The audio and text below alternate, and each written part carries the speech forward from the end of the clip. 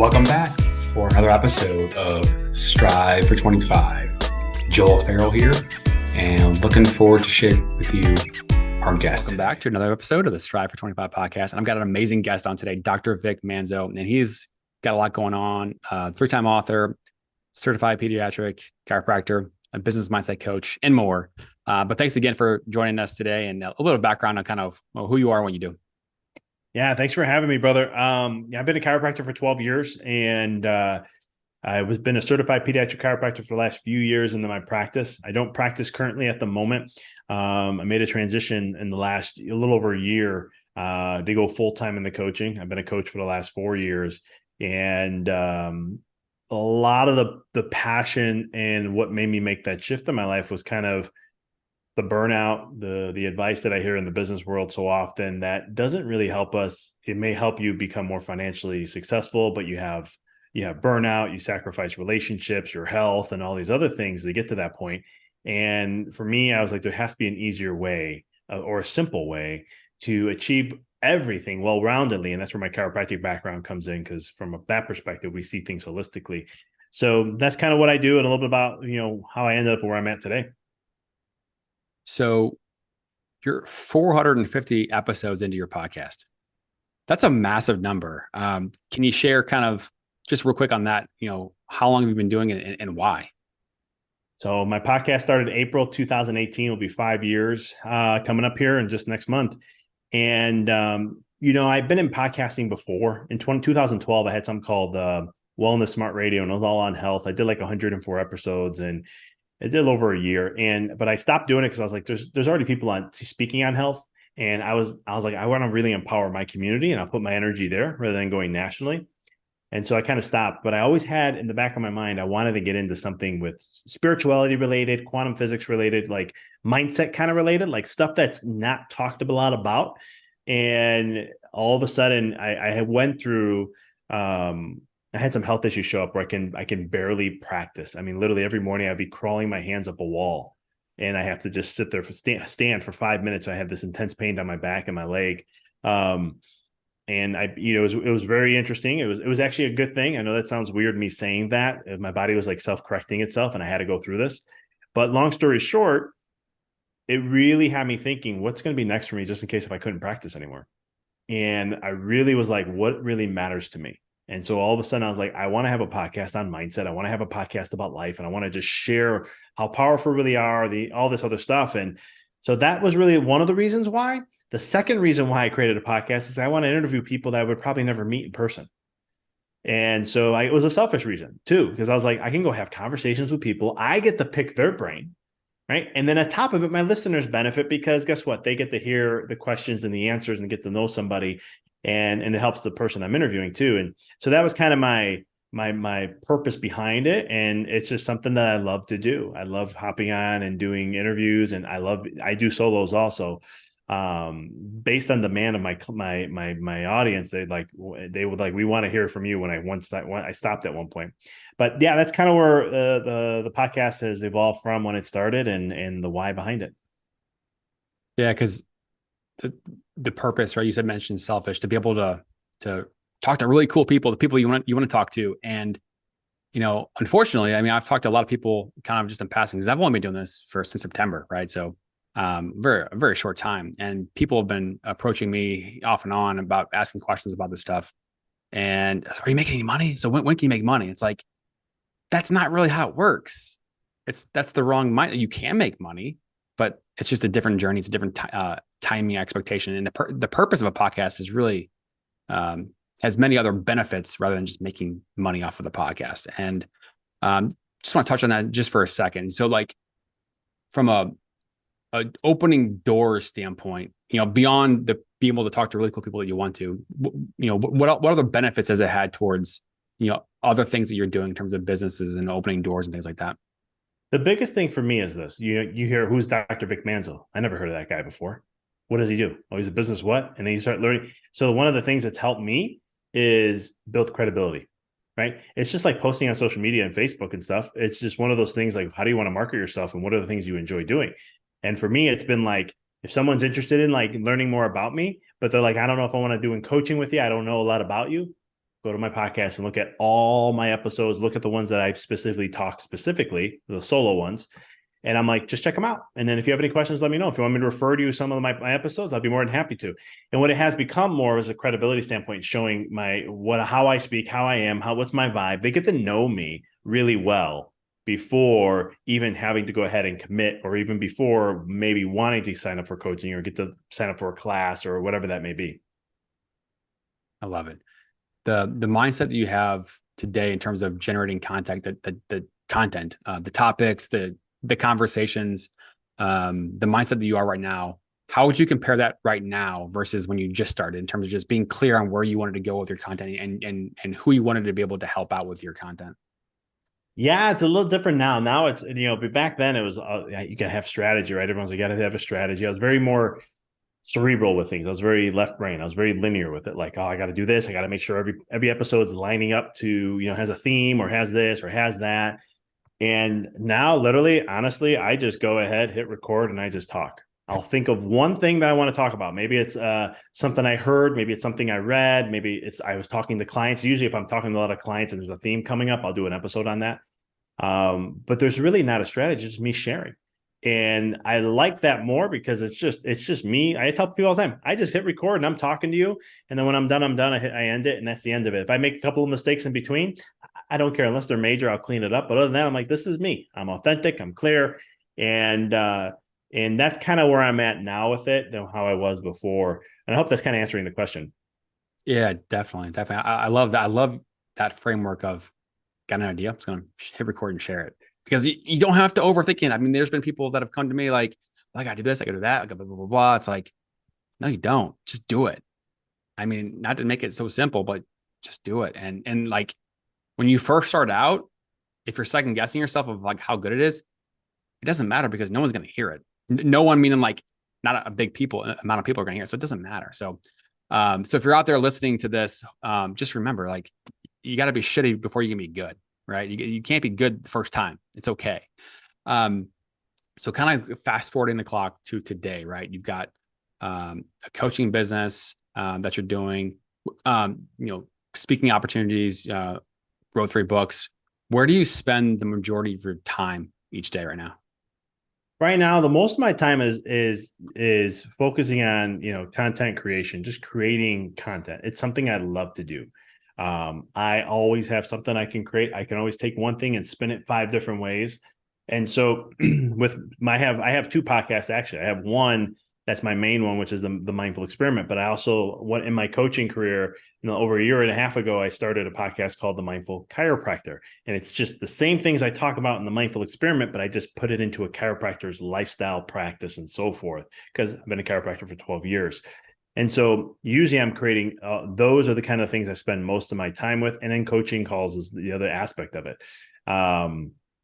It makes, it's fun to do. I always tell my clients, like, you have to do what you enjoy. Don't do what you're told to do or what you should do. That's not going to bring success to you. Number one, it's not going to make things fun. Do what you love. Right. And so for me, going on a podcast and recording is great, because nowadays I take my own podcast videos and I'll strip them down into 5, 6, 7 reels. And now I have reels that I can schedule out. And now I'm putting content out that's booked out. Like right now I have content booked out to the end of May.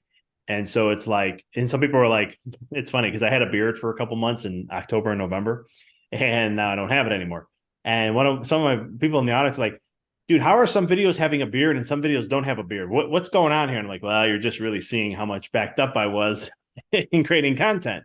And that's just the purpose of it. And it's just creating and as much as possible, because content is king, as they say. And that's just one of the things that I built in to put into a system. So that way I'm not always overworking. I'm doing this already. And then I could just pull and schedule that stuff and get it all cleaned up and get it, keep backing up my content, the lead that I have. Just kind of dig deeper on that. What type of tool do you use to schedule it out, plan it out? So Instagram already has it. You can schedule. You can go to the Instagram itself, you can schedule on, then it shares to my business page. And then what I'll do Just tell you as a background of what I do. Then from there, they get released around 11, 12 o'clock in the day, Eastern time. And so then what I would go ahead and do then is around like 2 or 3, most of the time, I try to get this put in. I didn't get to it today. I'll be doing it after this podcast, actually. But I go ahead then and I go and copy it. I take the video, just download it, copy the caption, and I go on LinkedIn. I share it on LinkedIn. I'll share it on my personal page on Facebook, TikTok, YouTube Short. I'm Mhm. just branching out. Now, some people say, well, you shouldn't be on all the platforms. Well, I agree. You should really focus on one or two, to be honest with you.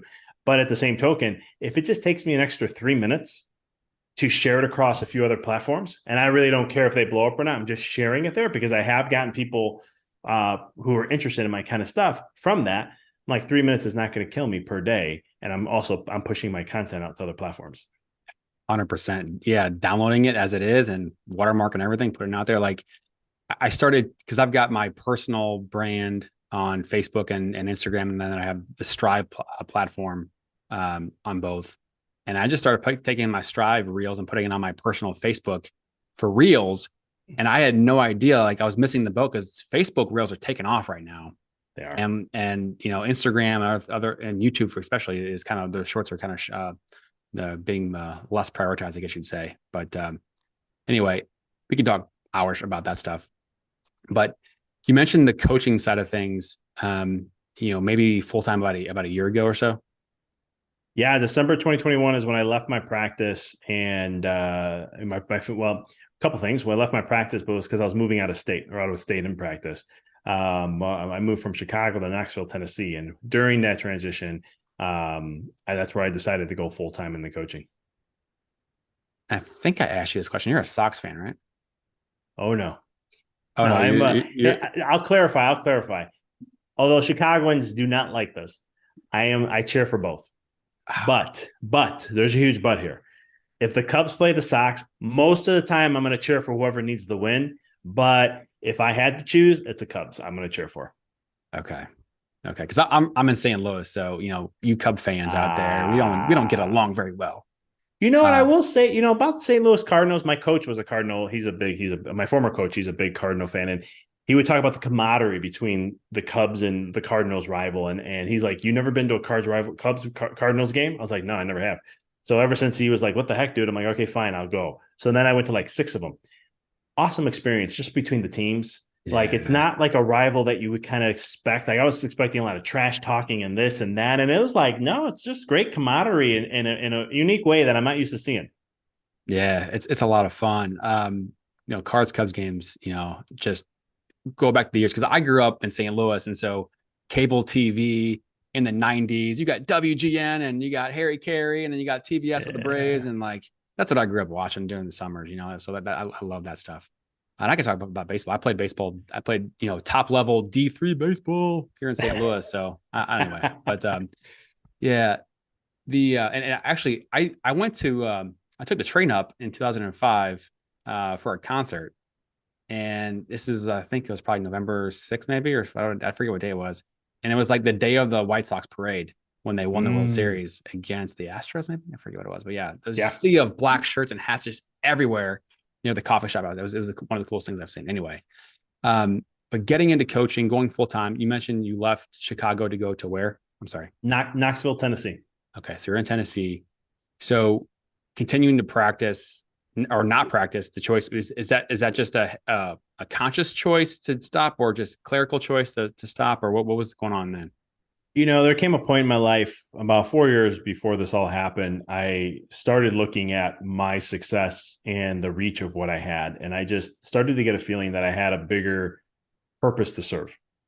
And it just kept hitting me harder and harder as every year went by. And here's you got to understand, I had a very successful practice. I was one of the biggest pediatric volume practices in Illinois, and I had all this great success there. Some of my friends are like, "Why the heck are you leaving, or why are you letting that practice? You're not going to practice when you go to Knox. Why not?" And I was just like, "I don't have intentions right now."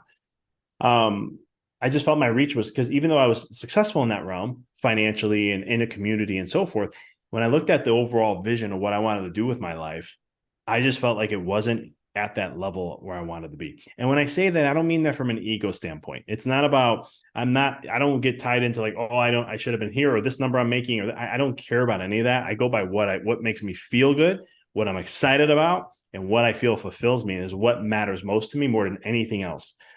Because if you follow that, money's always going to follow anyhow. And so it was just one of those things that I started, a couple of years in. My wife knows I wanted to leave Illinois. COVID hit. She finally said, let's do it. And then from there, I was like, okay, I can actually go ahead and go full on this and actually go 100% into this coaching realm and go not think I had it all figured out. I'm like, here's an idea where I'm going to go with, because I was already doing coaching, but it was a small group. I had maybe a handful of clients. I didn't want to grow that too much because my main thing was chiropractic and focusing on what I was doing there. But I got to, I guess, calm the desire, the passion I had for coaching and mentoring people and business owners and so forth. So I was able to do that still. And then that's where I was like, no, this is going to allow me to go even to a larger level, which has been so amazing in the journey of what I've gone through, even before going full time and now currently. So I kind of want to just take one step backwards, taking a little bit deeper on what made you successful running the chiropractor side of things, right? What's important to be successful in that business? Because there's a lot of chiropractors out there. Logan College here in St. Louis, there's a lot of chiropractors in this area, right? What separates the best from the rest, and then kind of dovetailing into, the coaching side of things and how that works and how to be successful with that. So, with the chiropractor stuff, kind of going backwards, you mentioned you had some personal health issues with your back and barely being able to, really do the work. How did you get out of that? Did you go do some core work? Did you go do some sit-ups? Like what? I'm obviously joking, but yeah, no, I mean, it was one of those things. Okay, so long story short, I had scoliosis. Okay, 28 degree. And if people don't know what scoliosis is, if you look straight on at me, my spine looks like an S. And so my lower back had 28 degrees. My mid back was around 20 something degrees. What started to happen is I was doing a new technique and my spine started to shift. I didn't know this was happening. I was just getting normal adjustments. I had a buddy of mine who I found out practiced it like 5 minutes away from me. And I'm like, and he was like, he just took this seminar on this new technique. And I'm like, I wanted to learn that technique. I'm like, how about you do it on me before you go ahead and do it on your patients? Do it on me. Well, we did. And what ended up happening 4 months later, we took an x-ray and my spine was shifting drastically. And I was like, this is crazy. And then I was like, okay, let's see what happens in the next 2 months. We'll do another x-ray. Well, that's when I started feeling the shifts. And that's where my back went out and it was like 8 weeks. And then I had IT band syndrome, which basically it's the ligament that comes from the side of your leg and it creates a severe, sometimes intense knee pain. But for me, it wasn't just the knee, not the shin, but it was also the hip and the glutes. They were just firing up. So I've been adjusted. I get adjusted twice a week. I got massage every week. I was doing red light therapy. I was doing cold laser therapy. I was doing all the modalities that I know. My diet's clean. So I live a very anti-inflammatory diet. So I was like, I'm doing everything in my power, taking supplements and all that, and it wasn't working. So I knew I had to just let the process be. And it wasn't until my massage therapist and it wasn't just that. This is 7 months of work before it started to relieve itself. But something told me that I was doing something wrong with my IT band. So I said, let's work around the muscles of the IT band. Let's look at this, and this, and let's just work on that. Hopefully we can calm that so I can get rid of this like tension, because it was just my ligaments were changing. That's why the muscles were spasming so much. And so long story short, it was February 2017 and 2018. And I was finally able to take a walk with my dog and my wife. And I was like, oh my God, I'm getting relief. A month and a half later, I was back in the gym. And I was like so scared. I'm like, I'm gonna do this so slow because I didn't want to go back there. But that's kind of that was the journey of all the work I had to do. And it's kind of like life, right? That whole experience I was sharing with my patients what I was going through, because I wanted them to know that, because a lot of times they're like, oh, you're a chiropractor, you're in great health, you have a great spine, you're good. And it's like, no, chiropractors have very bad spines, most of them. And I was like, number two, here's an experience of what I'm going through that I can relate to you now. But I can also use that experience in coaching and in business. Right? You do the work consistently, showing up every single day, but you're not yielding the results that you want to get. Am I doing something wrong? What's happening? Or do I have to course correct? Do I have to pivot? It's like, hold up. There's basic principles that you always want to follow. For me and my health, I was doing the basic principles, getting my adjustments, taking care of my muscles. I was doing all the things that I can do to help support it. And I knew that as long as I kept supporting it, that it's all going to work out eventually. I know it will, because the body's going to eventually come around. And it did. I wouldn't say that I always had that thought process because about 5 months in, I was getting a little concerned. But anyway, I hope that's answering the question. No, yeah. I mean, so 5 months in, starting to kind of doubt the process, right? Like, I I mean, just asked my coach. I asked my coach. He's a chiropractor at the time, and I asked him. I'm like, dude, I don't know, man. I'm starting to get worried. He's like, what do you mean? I'm like, it's been 5 freaking months. I got in 5 months. If you do the math, that's like 22 massages. That's 40 something adjustments. I can't tell you how many cold laser therapies and all the red light therapy and infrared and this and that and all this other stuff. And I'm like, I am right where I was. This is getting a little concerning. And he's just like, what would you tell a patient? And I was like, here's what I would tell a patient. And he goes, then just do that. I was like, okay, I'll put my head down. So I mean, you get boggled down a little bit, and then you just recenter, refocus, and you're like, okay, what's the vision? What's the plan? Here's where I'm moving towards. It's all going to work out eventually. Let's just keep staying centered, and then that's all you can do. well, I love that because, especially right now, kind of in my industry, right? I mean, the world's ending, the housing market's going to crash, rates are high, all this stuff's happening. And, a lot of people are struggling to pay bills. A lot of people are struggling to save money. And, you know, people talking about, well, I'm going to try to do X, Y, Z, maybe a side hustle or build a business or do things on the side or do something different. And, you know, me personally, like my own example, like I started this podcast in September. I started Instagram in July, and I've been kind of just doing my routine every single day and just following a process. And, practice what you preach. If you focus on the result, you're going to get in your own head. You got to focus on the process, not the result. And so many people, don't see results and they stop after a week or two or a month or whatever. And they never reach their goal because they don't see the results when the results are actually there. They're just very, very, very infinitely small. And like the example that I give a lot is that, Mr. Beast, the biggest YouTube person out there in the world, offered $1 billion for his channel. He didn't get a video that had more than 1,000 views until like year seven. And like now he's got all these employees and helping people and all that stuff. It's like, how many people would have put that work in for that long without seeing results? Like very, very, very, very few. And that's the difference, from the best of the rest. So you're continuing to go on in terms of the coaching piece of it. So you already had the coaching thing that you were doing. That gave you the confidence to be able to can then take that leap, move to Knoxville, and then go full time at that. So kind of share a little bit more about kind of your vision on that. Yeah, I mean, the thing is with my coaching, so I'll give you a little backstory of what got me into it, so I can kind of show you where the confidence builder was. Yeah. 5 years into my practice, I followed everything business advice that was told that I can get my hands on. Self-help, personal development, motivational speaking. I did all that. Grind, hustle. Top CEOs, they read 60 books a year. Okay, I'm going to read 80 to 120. I'm going to double that if I can. The highest I got was 132 one year. And, you sacrifice, don't listen to music, don't do this, just focus on knowledge, download. I did that to a T. Well, the results showed I hit my financial peak in 5 years. Yay. But the problem with that was I was burned out every 4 to 6 months. That's what caused the issue I went through for 8 months, because that was lock up tension for 5 years, overwhelmed, always on the go, never taking time to slow down and rest and smell the roses. And then all of a sudden, I got out of that realm, right? I changed it all in 2017, right when I made the change. It was actually end of 16 to 17, beginning of 17. But right when the change was fully initiated, 4 or 5 months later, my back goes out. All of a sudden, my body, and I was like, I knew why it happened. And I was just like, okay. But what happened was, though, is I was unfulfilled, unsatisfied. I thought making all this money, close to a 7-figure practice, I thought that being in the top 1% chiropractors, financially, I was like, oh, this is it. I'm set. This is going to be set. And I wasn't. I decided at that moment that I thought about walking and leaving the profession and not being in business anymore.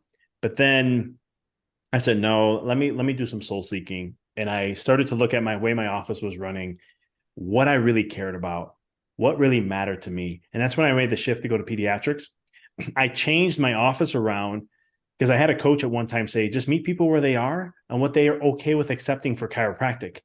That's a good business builder, but it creates a lot of headaches, especially for me. I'm very result oriented. If you're going to work with me, I want to make sure we do all that we can to get you the best results possible. And results doesn't mean getting out of pain. Results mean getting your nervous system clear so you can function and be the best that you possibly can to adapt to the life that you live and your environment. And so that being said, I wasn't seeing those results as well. Even though people were feeling better, they're doing great. The scans for some people just weren't, this technology I used wasn't seeing it fully get clear, or some things were coming back. So I told my wife, we talked about it because she was in the office with me. She ran everything. I was just the doctor, as I always say. And long story short, we said, okay, the patients that don't align with what we're trying to shift towards, we'll give them an opportunity to either change up their care plans, be more consistent, or we'll refer them out. So in a 6-month process, we ended up taking a 40% hit in our business. We did this on purpose. Some people may say this is crazy, or you have a very successful business and you took a 40% hit. What I did at that moment is I went back to what I knew, what I studied from neuroscience and neurolinguistic programming, limiting beliefs, unconscious mind, energy healing, quantum physics, consciousness law, all this stuff that I've studied. And I said, well, you always hear you're the producer and creator of your life. Well, I'm going to define what success is. And I'm going to go down that path and say, this is my path of success, and this is what it means for me. And so I started defining every fabric of myself as a chiropractor, as a business owner. What is success? What does it truly mean? And a little over a year later, we were back to where we were financially, but I was working over 50% less than what I was originally doing. And in that moment, I was like, this is where my whole coaching thing started. Because I was like, entrepreneurs need to learn this. They're all being told grind, hustle mentalities. It's still to this day, 15 years I've been studying this stuff. Still to this day, grind, hustle mentality, sweat equity. Just keep doing the work. Just keep doing it. Eventually, one day down the road, it's all going to work out. And I'm like, that's great, but that's a recipe for burnout. I mean, don't listen to me. Forbes came out with an article saying that 60% of leaders are burned out. 60%. I think the number's even higher, just based on my experience as a chiropractor and what I evaluated in people. I'm like, no, people are more burned out than that. But that was one test that I did, and we made a shift with that. And that started to build the confidence because I did it. And we got back to where we were. I never had to worry about a new patient. I didn't worry about anything because I was using different rules and tools to keep myself more centered. Where's my power at? How do I regularly run my life? I'm using quantum physics and all this stuff. And we can get into those things. But long story short, I did that way. I ran my office to where I didn't even look at numbers anymore. Like I didn't pay attention to the pulse of my office because I had to get out of that mindset of looking at my numbers to determine how successful I was. And I told my wife, I'm like, just let me know if we ever go 50% less than where we are now.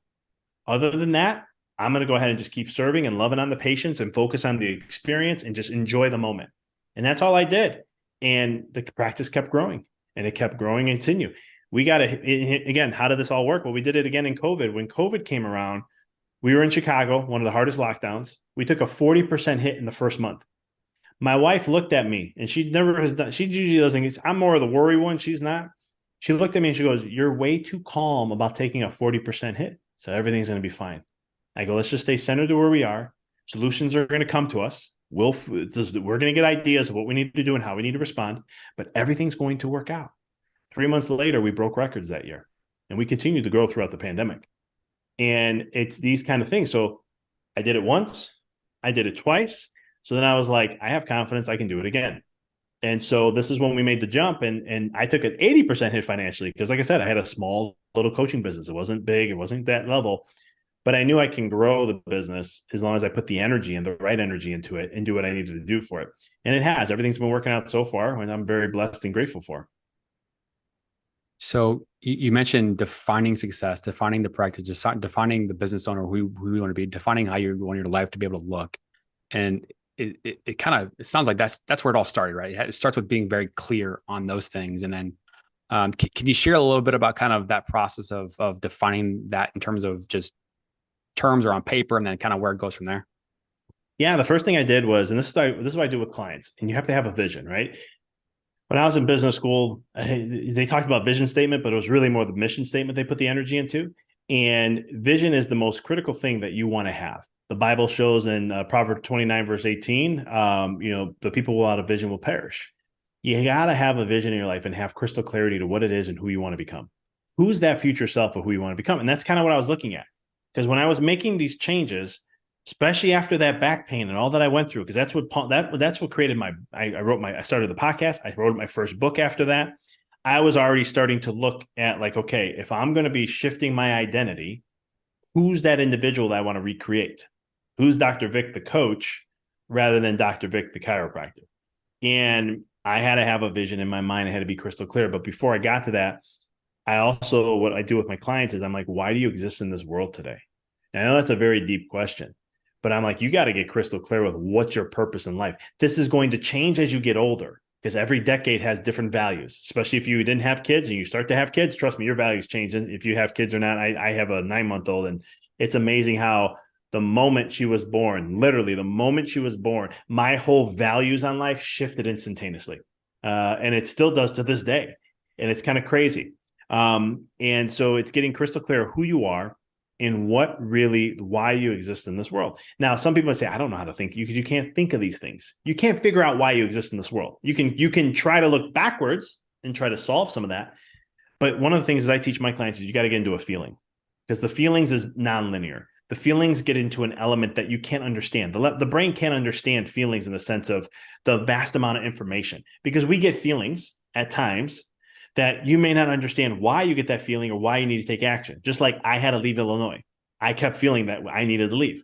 It took a couple of years. My wife got the same feeling. Then she's like, okay, we got to leave. Why would we leave when we have a successful office, have all our family there? We don't know anyone in Knoxville. We've got to know some people now, but we didn't have anyone we knew there or anything. It was just a place we wanted to go. And it's one of those things that was a feeling. But getting back to that, so you have the vision, you get crystal clear. Who's that future self? What does that look like? Who's that person being?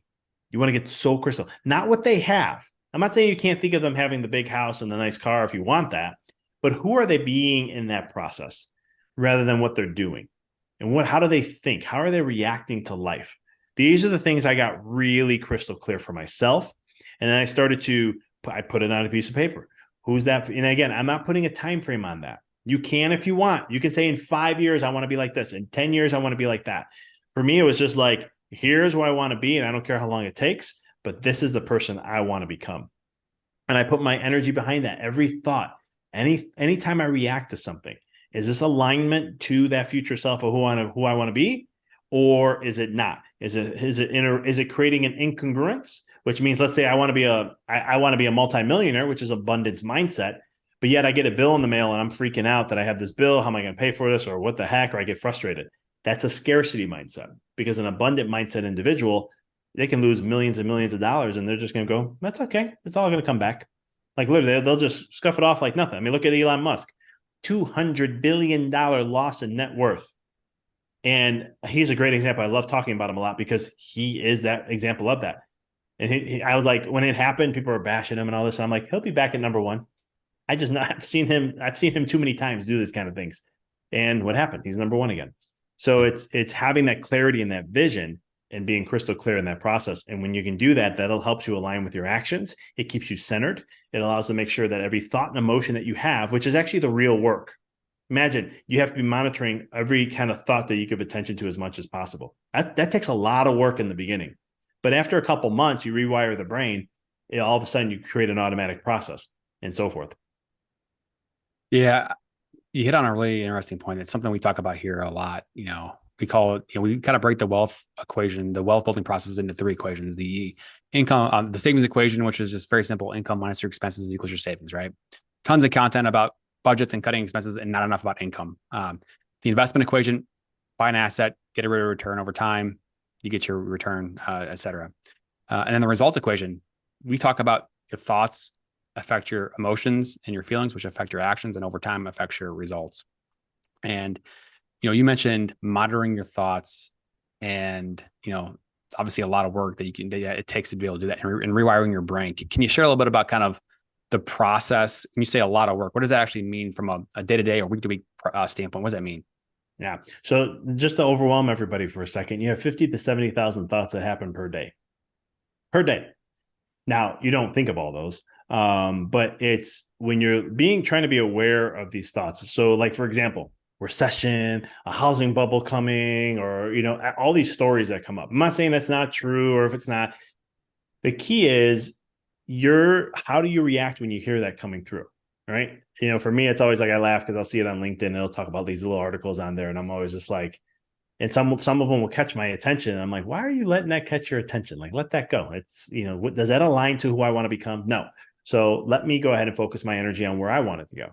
But it can also be your inner thoughts. These can be thoughts that you're just thinking within. Let's say you got a lead that let's say you're a coach and you're getting a new lead, and all of a sudden they didn't sign up, or maybe they want to think about it. What's the thoughts you're having after that? What are you giving attention to? Like, it's just these little nuances and stuff. But then there's other thoughts, and this may complicate a little bit of this a little, but there's also thoughts that we don't know we're actually thinking. And these are your unconscious mind. This is a whole topic I could talk all day on. But it's one of these things where there's a lot that goes on the unconscious side that you're just unaware of, it's like a tape just running all day long. It's like the things that you grew up with between the ages 0 to 6, 7 years old. It is a tape that's playing all day.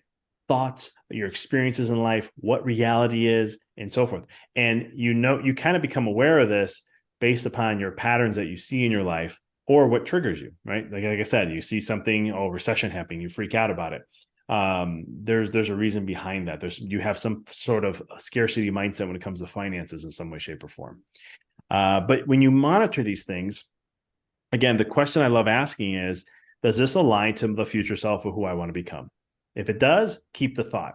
If it doesn't, let it go and choose another thought. You have 50 to 70,000 thoughts. I don't even know how many that is per hour, but it's quite a lot. At least 20 some thousand thoughts, not 20 some thousand. Anyhow, 2,000 thoughts an hour. Anyhow, I digress. But it's one of those things that these things are constantly happening. Your goal is not to try to monitor every single one. It's going to come, let it go. If it doesn't align, just let it go. It's like passing through. And one of the examples I can give, just to give a visual for the listeners, is like, imagine you're downtown Chicago. If you've never been there, think of a big city that you've been to. And you're looking at a skyscraper. Okay. You're just admiring the view of the skyscraper. All the cars that are going by are your thoughts. They're constantly always there. Right. You can look and say, well, there goes a nice red car.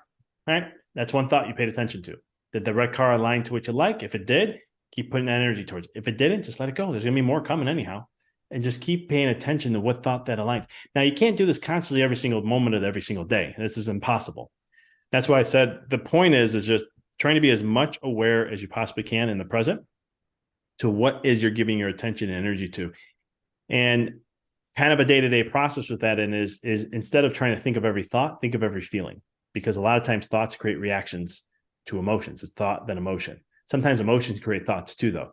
But just to keep this simple, how you're feeling, if you're not excited, joyful, being in a state of peace and looking forward to something, then there is thoughts that are, ruling your mind. That's the opposite. It's creating, could be fear, anxiety, worry, overwhelm, anger, frustration, one of those lower vibration or lower energies, emotions that is going to let you know that you're not in alignment to that future self or who you want to become. And so these are kind of some of the things. I hope I'm answering the question. I'm kind of giving you little tidbits without going too deep, but I'm trying to give you like an overall view of the process. It seems complicated, but it really isn't. It's very, very simple once you start practicing these things. So if I'm somebody and I have no idea what you're talking about, and it's like, well, what are the results? What are the results going to be? And, either you get the results you want or you don't, right? When you start to incorporate some of these practices and being mindful of what your thoughts are and being very clear on your direction and who you want your future self to be, all the things you're talking about and probably a million things more. Because there's only so much time in the day, right? So when you practice these things and you go down this direction and I'm coached. I have a sales coach and I have another coach too, and it helps me go down the path I'm trying to go to. But when you do these things and then you look down the road 6 months or a year, the actions and the results are going to be different. But why is that? Why is it when you do these things that the actions are different? Why are they on a different plane? So I'll talk a little quantum if a little quantum physics, if that's okay. I'll keep it simple. Yeah, please do. So long story short, quantum world is something that I talk a lot about. And we used to call it the spiritual world because that's what we used it before. And people are like, oh, that's woo-woo stuff. That's out there stuff. And it's like, okay, well, quantum physics has come around and proven all those things to be true. Basically, like in the spiritual world, we said everything is all interconnected. Everything is all one. Everything is just energy and vibration and frequencies. Well, that's that crazy stuff. Well, guess what? Quantum physics has proven that we're all interconnected, that the deepest level of every substance is just energy. It's space.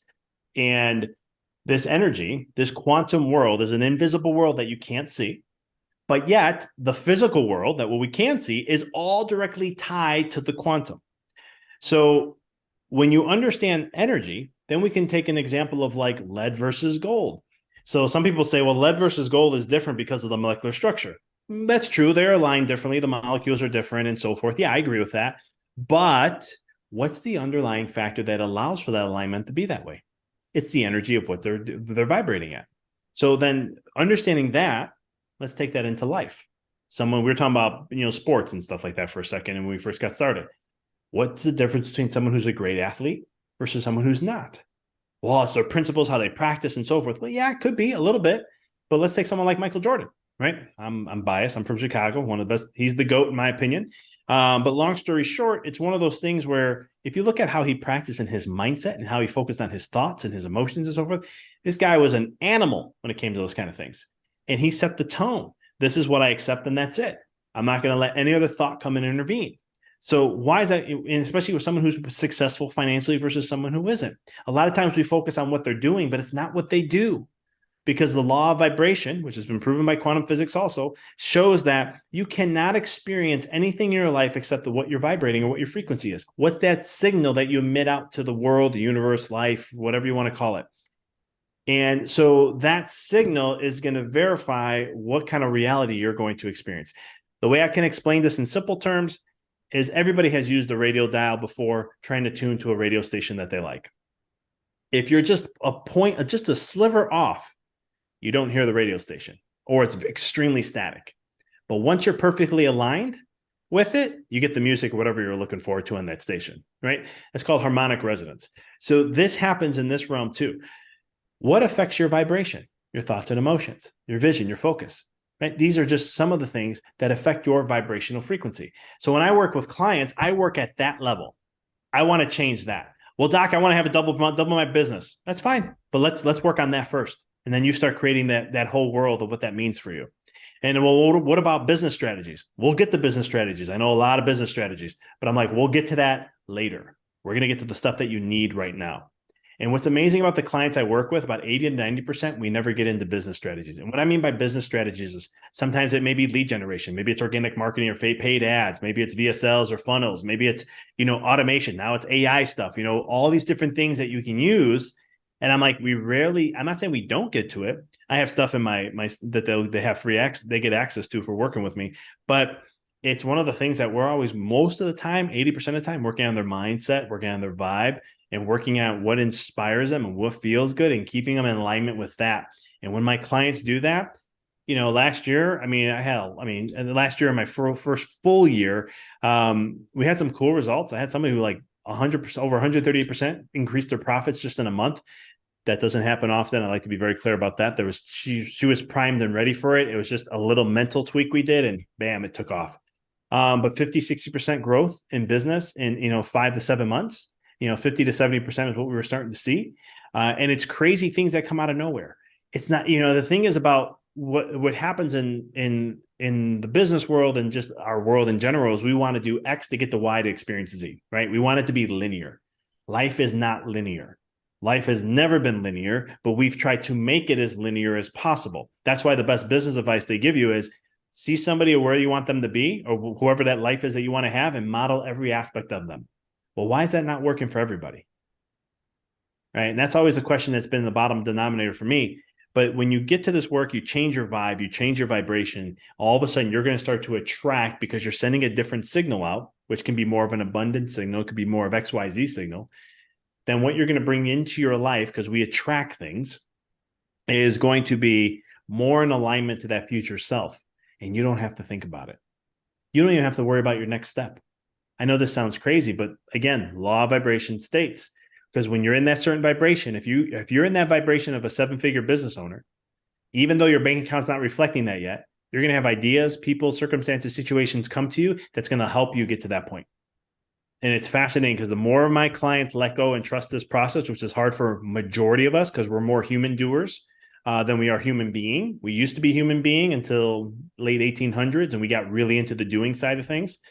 When we've lost the art of being and we're more into doing, it's one of those concepts that when we can really start to understand the being side, and that's where our power is. So let's say a recession's coming. let's say the banks collapse. Let's say the dollar collapse. I was reading an article about how the dollar is going to collapse and whatever. But it's like one of these things where all this scare stuff, it doesn't matter because you have control over your life at the end of the day. I know that sounds very foreign, but I can even back it up with some proof. The highest percentage of millionaires to ever be birthed in the United States came out of the Great Depression. Think about that for a second. Or even the pandemic. Look at the billionaires. Their net worth, I think it was like 56% or something like that. It grew during the pandemic. Oh, all small businesses are getting killed. But the billionaires, now is it because they're billionaires and they have influence? Maybe. But they operate at a different level. They live in this realm. This is what they do every single day. So the person who's on this path, same industry, same scenario, somebody that's on this path thinking with this abundance mindset versus somebody who's not, right? The actual actions and the way you do things and the little bit of things that you do differently that attract, the actions are different, wouldn't you say? Yes and no. Here's the thing. Like, have you ever met two people that have done a program? They follow it to a T. One's really successful, then one isn't. But they both did it the exact same way. So sometimes, but if you want to get like the habits and stuff like that, I can say actions are different because they shifted their energy, they shifted their thinking process, they shifted their beliefs into a different realm. And because of that, their actions may be different. But if we're just thinking like, let's just do like, oh, Facebook ads are the greatest thing to do, or Facebook ads are dead, whichever one you want to look at. Two people can go take a course that shows them how to do Facebook ads. They do it all identically the same, but yet one of them does really, really well and one of them fails, but yet they're identically the same. There was nothing different. Yeah. That's the power behind it. And I hope I'm answering that question a little bit or getting more clear for you. Yeah. I mean, kind of what's going through my brain is like, if you have two people that say the exact same thing, one person may say it in a certain different tone or a certain vibration or a certain look on their face, if it's face to face versus somebody saying the same thing, maybe in a different standpoint. And like those little big details can be the difference between the best and the rest. It's kind of what I'm getting at. Yes. Or 100%. You say. Well, yeah, because I mean, when you're vibing at that level, like even just like tone, right? The verbiage that we use, the tone, because 93% of our communication is nonverbal. And so it's like one of those things that if I'm vibrating at a different essence, my tone, my energy is going to come off so different to you than somebody who isn't vibrating at that level. Because if someone who has scarcity thinking, they're not probably going to be the most upbeat person. Where if somebody who has abundance thinking, man, they're a little higher in life, they're enjoying life, and you can tell. Yeah. The thing about humans is even though we don't consciously pick up on energy, we do pick it up unconsciously. And you've all experienced this. You've walked in a room where you met somebody and you're like, something about that person, not liking it. Or you meet someone, you're like, man, that person, I need to get to know better.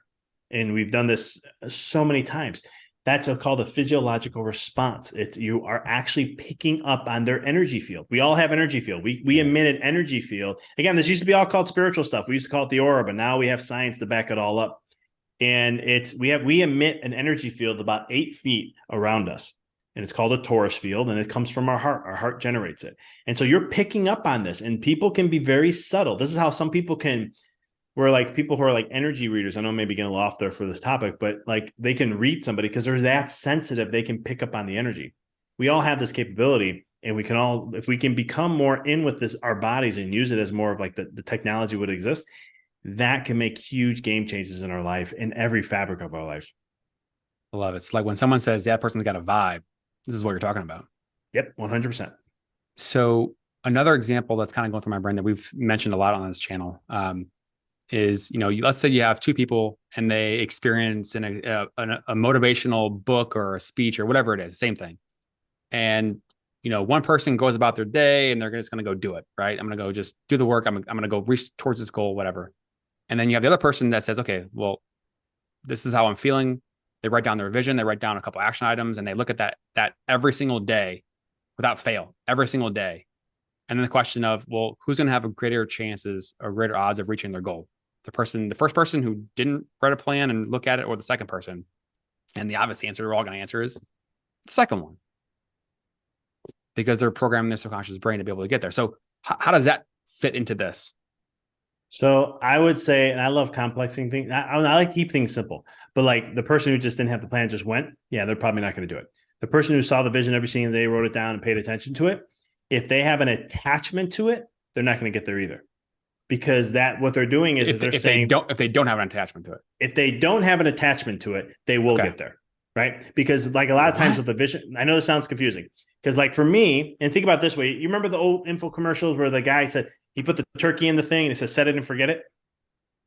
I don't know if you, I don't know how I old don't you remember are, that but one. Yeah. okay. I don't So remember that one. I may be aging myself a little bit, but it was an old info commercial. It used to be all, I remember seeing it as a kid and it was always like, you set it and forget it. So when it comes to like vision work, like my clients that sometimes they'll spend a month or two doing this work. And then once they finalize it, I look at them and say, okay, now let it go and forget it. And they just look at me going, what do you mean? I did all this work and you're telling me to let it go. I go, I can't have you have an attachment to it. You've done the work. You've uploaded it. Why are you going to keep uploading it to the universe, the field, whatever you want to call it? You've done the work. Now you have to just trust the feelings to guide you. This is a whole different paradigm of thinking and how you operate.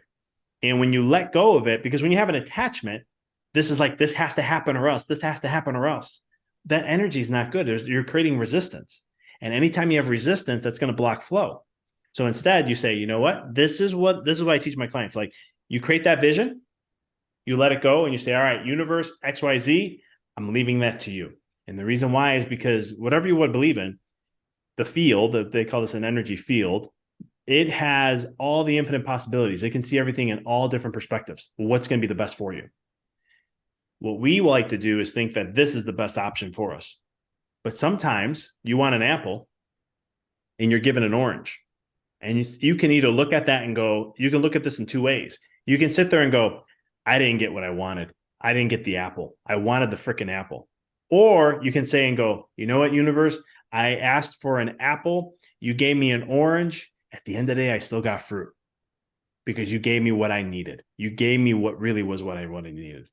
And if we can come from that perspective, we open up life more and not be so restricted to things. So I kind of hope that kind of clarifies that a little bit. Yeah, absolutely. Absolutely. So one thing I failed to do, and I apologize, just as a reminder for the listeners out there, where can they find you at in terms of websites and social media and all that stuff? Thanks for giving me the opportunity. My website's my hub, empoweryourreality.com. I have socials on there. My podcast is on there. What I'm sharing, if this resonates with you, you want to see if we are a good fit, we can hop on a call. I do a free call for that. And then I have some online classes that are totally free. I'm doing one right now. We're talking about money and abundance. I have one on there that I have on the website that you can check out. I'm limiting it to only the first 50 people. So whenever that availability is, take advantage of it. But it talks about these concepts is what I'm talking about. It's not about how to make money and strategies on how to do it. It's getting to the things that are the roadblocks that hold us from it, from like such as baggage and limiting beliefs and subconscious programming and so forth, and how you can change those things. Cool. So when the Cardinals win the NL Central and the Cubs are in last place, we'll have to get you back on later in the year and check on progress. But mostly kidding, but not really. It's going to be a good year this year. These Cubbies are looking pretty solid. You guys got Really? Contreras now. I'm like, all right, Contreras went to the Cardinals. Wow, that was an interesting one. But they got a young team. They're looking good. I still think it's a couple of years out before they're like going to be really competitive. But the Cubs finally spent money. I'm finally happy to see that. Well, that's good. Yeah, I haven't been able to keep up much on the spring training much recently, but I know in 2016 I was in DC with my partner Mike Swale on games. I guess it was game 7 or game 6. Game 6, the last game. It was game 7. 7, yeah. Game 7. So that was the game where the Indians hit the home run and I think they tied it up or whatever, and then there was a rain delay. Yep. And then the evil team came back and won the game, and I was upset about it. But that's okay. Oh, go ahead. I bought Indians gear. I literally just bought Indians gear just out of spite. So I love it. That was a great World Series, man. I'll tell you what who would have thought, what was his name? Davis, who hit a home run off Chapman. I never saw that happening in the way he did it. And I was like, you got to be freaking kidding me. Come on, man. We're right here. And then, the rest was history. Schwarber comes up, hits that big single. And then of course, the end of the game, that was it. Yep. Yeah. We were in suits. We had a client event in DC and then the next couple of days we drove down to Virginia Beach and then North Carolina. And we were just doing our thing, meeting clients and people. And we were going from one bar to the next trying to catch the game, and it was very memorable. That day was just awesome. But last thing for you. Sorry, go ahead. No, I was just gonna say it was an amazing day for Chicago because I was at a bar. It wasn't a bar. It was like I guess it was a gastropub. So yeah, with my wife, and I've never seen so many strangers. My wife's not into baseball, and so many strangers were giving her hugs and me hugs, and just all excited for coming together. And I was like, man, I just wish we can do that all the time. But Right. I know eventually humanity will get there. But it was just to see people just come together in that realm. I was just like, this is awesome for the city of Chicago. Right. Because it was like what, 109 years, 160, I don't know what the 108 years. 108 years. But yeah, I mean, here in St. Louis, I mean, with the hockey team, the Blues, we kind of had a little bit of a similar thing. Like they made the playoffs like 32 years in a row and just never did anything. Like just the lovable losers anyway. But yeah. 2023 goals. For Six me months. Yep. yeah, for me this year, one of the things I want to create I was going to do my first retreat online, or it may be in person or online. I still don't know yet, but I was going to do it in 2020 in person. And of course, COVID hit. This year, I want to create something, a 2-day intensive, 3-day total life transformation, mind, body, soul, the whole nine thing. But the other thing I'm working on is a consciousness school. That's something that's a big for me. Because I do a lot of coaching on the business side. I do a lot of business stuff, but I don't want to just tailor to the business people. I also want to help individuals be able to understand these principles, how they can apply it to their life and so much more, and make it accessible to them in some way, shape, or form. And so I'm looking to put together, I'm in the process. I don't think it's going to be 2023. It's going to be launched, but my goal is by summer to start putting stuff together so that it can be hopefully up and running. It's not going to be this year for sure, but next year, I'm just planting the seeds now to get that whole thing up and running, to help shift the consciousness of humans, to give them the opportunity to remember the greatness of who they really are and how they can do it. And from a being side, showing them old school techniques. I call them old school. This is ancient stuff that works, and to help them in that process. That's awesome. So literally like someone has an idea or a goal or a dream, like showing people that it's possible. Showing the science, how it can be possible, and why it's possible, and breaking it down. And because at the end of the day, it used to be an old spiritual concept that said, if you can see it in your mind, you can create it. Or some in religious concepts, they're like, well, if you can see it, or if you can imagine it, then God has given you the strength already to achieve it, right? Well, there's actually truth behind that. And it's sharing the neuroscience, sharing the quantum physics stuff, and just using that. And I use that science to pull the left brain to invite it to come in, because we're so linear in how we think, and to say, here's science to help you a little bit. And then we'll get into the right side of the brain, which is more nonlinear. And it allows me to open that door so I can really help start to create more transformation for people and get out of the ways we've been doing things so that we can create more fulfillment. Because let's be really honest. We are more stressed, and our mental health is going down the tank. It's been continuing even before COVID. We are less fulfilled and satisfied in our lives today than we were over 100 years ago. Yeah. I think we probably all would agree on that for different reasons, various reasons. Yeah. So it's how do we turn things around and change it up? And I think the constructs of how we're conditioned in so many ways of how to think, how we behave, social pressures and constructs and all that is muting life more and more. And so my purpose is like, this is why I feel like everything's a divine timing of how it's all aligning. And it's like, this is what I want to do to help individuals regain back their power, really allow them to have that full experience of life, of how they want to choose it, to really lead more fulfilled lives. So we as a collective, as a human collectiveness, can really level up and see what we want to see. The not utopia-like life, but something along those lines to help solve all the world's issues that we have. Cool. So if I'm a listener out there and I want to learn more about this stuff, off the top of your head, what episode number would be a good place to dig into? Man, Off the top of your head. that's a tough one. I'm just going to throw 432. I have no freaking clue, to be honest with you. There's so many of them now. I'll just throw 432. 108. Yeah, we'll go 108. Go the old school ones. The 108. Go to 52. I think that was, or anything before 43 you'll like, because it's all me until 43 that I started interviewing people. Well, Dr. Victor Manzo Jr., thank you so much for digging into this stuff. Love it. Love it. Yeah, when the Cardinals won the World Series, we'll have to have you back on. Hey, I'm a big baseball guy, so I'm a bit, seeing Pujols last year finish his career with the Cardinals was actually something I really enjoyed seeing. It's just, and seeing, having him and Molina retire them together. Those were the powerhouses, man, back in the St. Cardinals Yeah. days when you guys were killing it. And I always been a big Pujols fan, and it's one of those things to see that happen. So yeah, I would love to, man. All right. Good having you on, and we'll talk soon. All right, brother. Take care.